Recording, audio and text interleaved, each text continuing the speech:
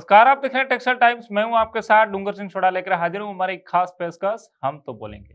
आज हमारी खास पेशकश में मुद्दा है लॉकडाउन ने जड़ दिए ताले, मजदूरों को पड़ गए खाने के लाले। जी हां, हम बात कर रहे हैं हरियाणा की। हरियाणा के जीटी बेल्ट के विभिन्न शहरों में ऐसे बड़े उद्योग हैं जो देश ही नहीं बल्कि विदेशों में भी अपनी पहचान रखते हैं। इनका सालाना टर्नओवर अरबों में है। इन इसमें अंबाला साइंस उद्योग, मिक्सी उद्योग, थोक कपड़ा बाजार, पानीपत की टेक्सटाइल इंडस्ट्रीज, कारपेट उद्योग, धागा डाइंग उद्योग मुख्य है। पहली बार ऐसा हुआ जब महामारी के बाद लॉकडाउन के साथ इन उद्योगों पर भी ताले लग गए। करीब 70 दिन से अधिक समय तक इंडस्ट्रीज बंद रही और करोड़ों रुपए का फटका उद्यमियों को झेलना पड़ा। मगर उसका एक दूसरा बड़ा असर उन श्रमिकों और कर्मचारियों पर पड़ा जो इन उद्योगों में काम करते थे। उनका काम छूट गया। शुरुआत में उद्यमियों ने उन्हें आधा वेतन व राशन दिया, लेकिन उद्योग पूरी तरह से ठप होने की वजह से ये सिलसिला ज़्यादा दिनों तक आगे नहीं बढ़ पाया। मजबूरन शुरू हुआ इन उद्योगों में कार्यरत अधिकतर मजदूरों को ऐसा पलायन जिससे झकझोर कर रख दिया। इन उद्योगों को हुए नुकसान की अभी तक भरपाई नहीं हुई और न ही पलायन कर चुके सभी मजदूर अभी वापस लौटे। लड़खड़ाई इंडस्ट्रीज धीरे धीरे संभलने की कोशिश कर रही थी, तो वहीं दूसरी ओर कोरोना की दूसरी लहर ने एक बार फिर इस इंडस्ट्रीज को गिरा कर रख दिया है।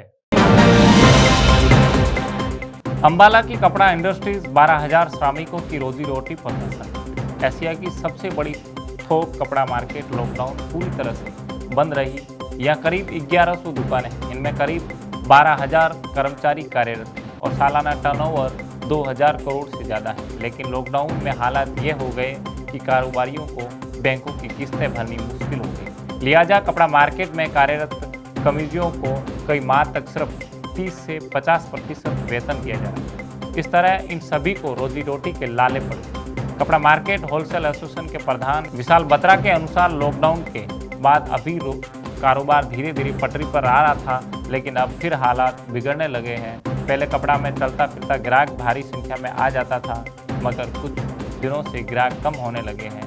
अब केवल जरूरत वाले ग्राहक ही आ रहे हैं। लॉकडाउन के बाद भी हिमाचल, पंजाब, उत्तर प्रदेश से आने वाले ग्राहक तो लगभग बंद ही हो गए। हरियाणा से सभी ग्राहकों की संख्या आधी रह गई। अंबाला की रीढ़ माने जाने वाली साइंस इंडस्ट्रीज को भी कोरोना ने कमर तोड़ दी। मार्च माह में वित्त वर्ष खत्म होते ही पूर्व कारोबारियों को तमाम ऑर्डर क्लियर कर माल देश विदेश में भेजना था। माल भी तैयार था, मगर अचानक 25 मार्च को लॉकडाउन लग गया।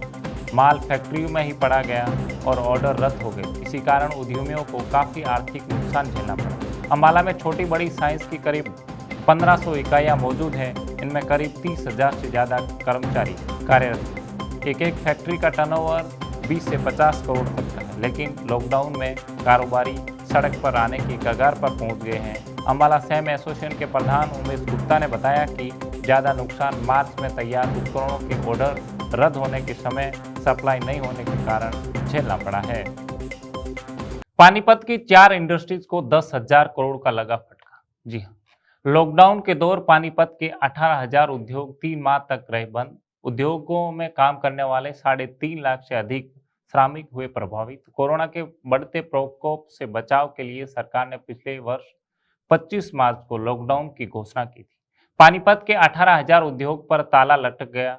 यहाँ काम करने वाले 3.5 लाख श्रमिकों को घर बैठना पड़ा। कारपेट, टेक्सटाइल, धागा और डाइंग का कारोबार रुक गया।